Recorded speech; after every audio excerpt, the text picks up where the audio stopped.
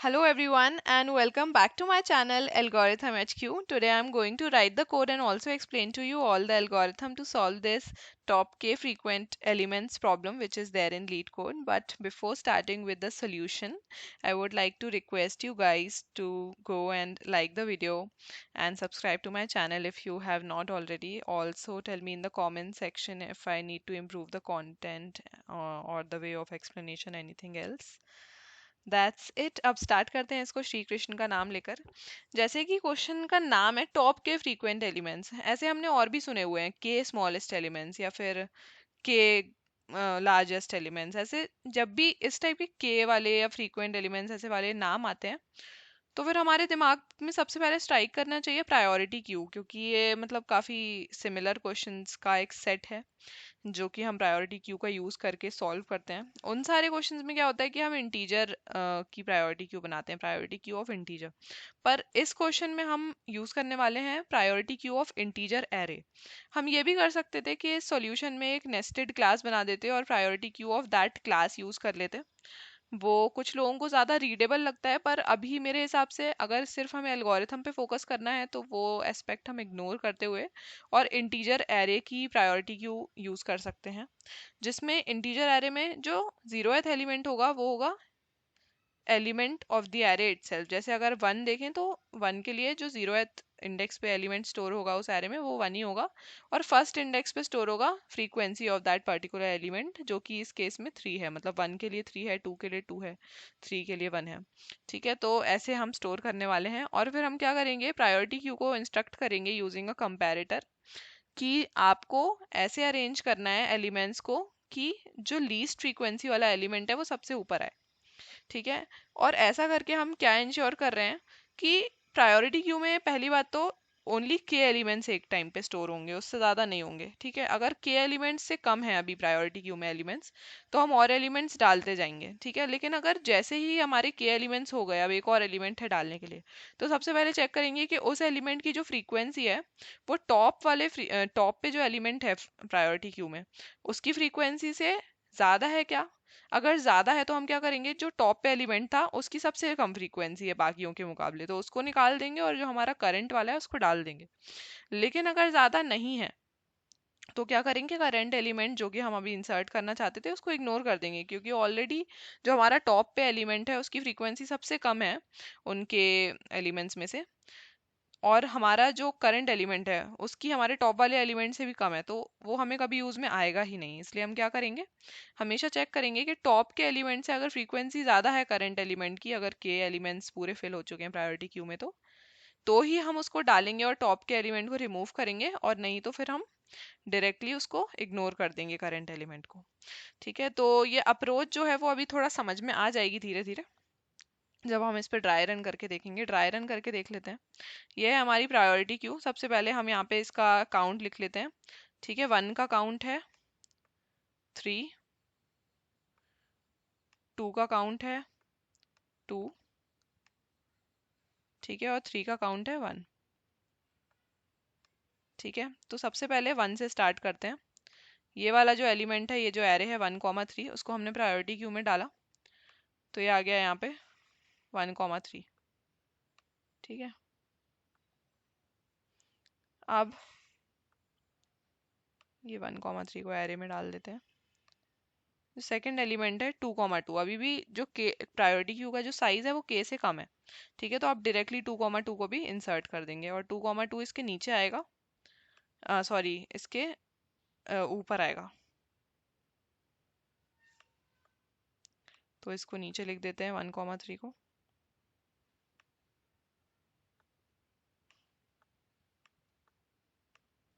और two comma two इसके ऊपर क्यों आएगा, क्योंकि हम फ्रीक्वेंसी के बेसिस पे एलिमेंट्स को अरेंज कर रहे हैं, और टू की फ्रीक्वेंसी क्या है टू, जो कि थ्री से कम है, और थ्री क्या है यहाँ पे वन की फ्रीक्वेंसी, तो ऐसे अरेंज हो जाएगा दो एलिमेंट्स। अब के जो है मतलब प्रायोरिटी क्यू का साइज जो है वो के बराबर हो चुका है, तो अब थर्ड एलिमेंट जब आएगा हमारे पास जिसकी फ्रीक्वेंसी वन है, हम चेक करेंगे कि टॉप एलिमेंट से ज़्यादा है क्या ये फ्रीक्वेंसी इसकी वन।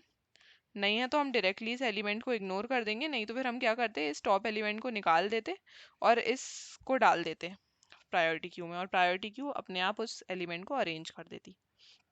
ठीक है, तो अब हमारे पास प्रायोरिटी क्यू में अब ये लूप एंड हो जाएगा, क्योंकि सारे एलिमेंट्स जितने भी थे ये हैश मैप के थ्रू हम कैलकुलेट करेंगे।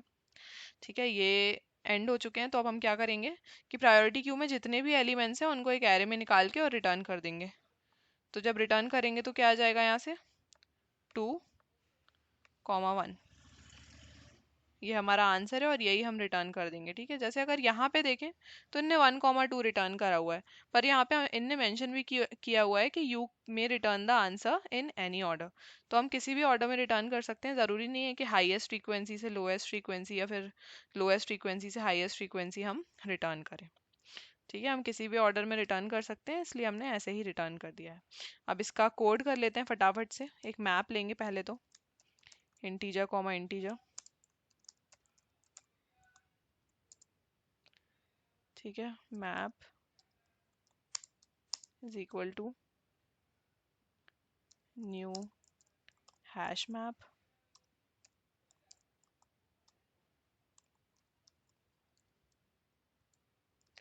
फिर सारे एलिमेंट्स की फ्रीक्वेंसी इसमें स्टोर कर लेंगे। मैप डॉट पुट जो करंट एलिमेंट है वो, और अगर वो करंट एलिमेंट मैप में पहले से प्रेजेंट है तो उसकी फ्रीक्वेंसी हम निकाल के उसमें 1+ कर देंगे, और नहीं तो गेट और डिफ़ॉल्ट से हम 0 ले लेंगे और फिर उसमें 1+ करके और स्टोर कर देंगे। अब प्रायोरिटी क्यू ले लेते हैं ऑफ इंटीजर एरे।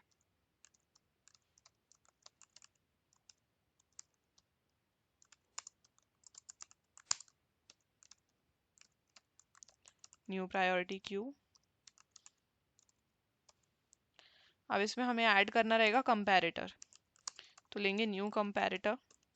कंपैरेटर अगर समझ में ना आए तो इसकी थ्योरी अलग से आप पढ़ सकते हो और थोड़ी प्रैक्टिस भी कर सकते हो। इसको बेसिकली यूज़ करते हैं जब हमें किसी इंटीजर एरे या फिर किसी ऑब्जेक्ट के पर्टिकुलर एलिमेंट के बेसिस पे क्यू अरेंज करनी होती है या सॉर्टिंग करनी होती है कभी कभी, तो उस टाइम पे हमें यूज़ करते हैं इसको। तो ये ले लेते हैं I1 और सेकेंड एरे ले लेते हैं I2 और रिटर्न कर देंगे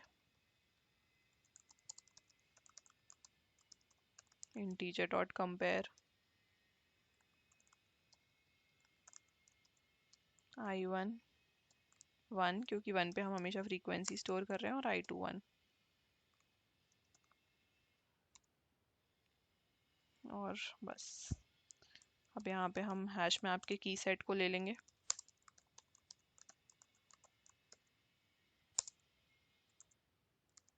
एक एरे बना लेंगे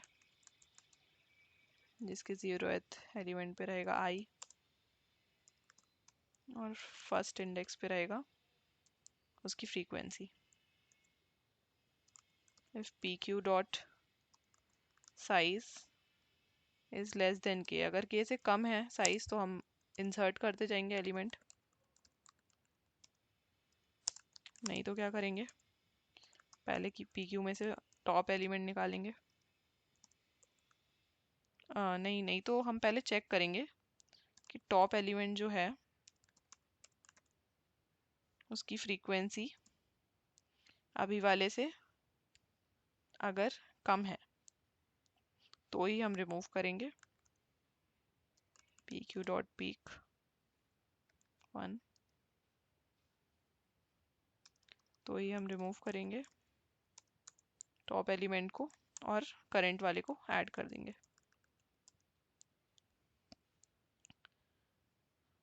ARR। ठीक है, ऐसा करते करते जब हमारे सारे एलिमेंट्स ख़त्म हो जाएंगे तो हम एक इंटीजर एरे बना लेते हैं आंसर न्यू इंट के, इसका साइज रहेगा k। एक इंटीजर ले लेते हैं I इस पे आइटरेट करने के लिए, फिर while not of pq dot is empty, जब तक ये खाली नहीं हो जाती तब तक इसके सारे एलिमेंट्स निकाल के उसका 0th इंडेक्स पे जो भी एलिमेंट प्रेजेंट है उसको आंसर में डालते जाएंगे, और फिर लास्ट में रिटर्न कर देंगे आंसर। शायद कंपाइलेशन एरर्स हो, वैसे तो नहीं होने चाहिए हैं।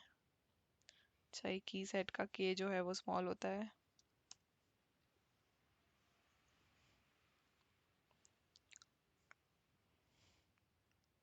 सैम्पल टेस्ट केसेस तो चल रहे हैं और कोड सक्सेसफुली सबमिट भी हो गया है। बट जाने से पहले please like the video and subscribe to my channel if you have not already. Comment section वाली बात तो मैं पहले बोल ही चुकी हूँ, ये भी बोल ही चुकी थी, but just a reminder. That's it for the video. Radhe Radhe.